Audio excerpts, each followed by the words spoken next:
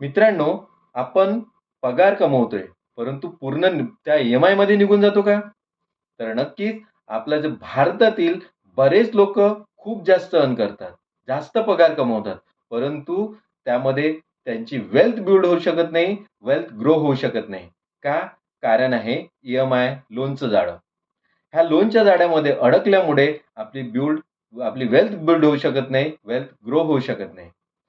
पगार झाला, की मित्र आपण ई-एम-आय भरू दे, पर्सनल लोन आहे, कारचं लोन आहे, क्रेडिट कार्ड्स लोन आहे. ह्या सगळ्या लोनच्या आपण पेड करत असतो आणि त्यामध्ये सरतेशेवटी आपल्याला सेव्हिंग काहीच उरत नाही. सेव्हिंग असते 0.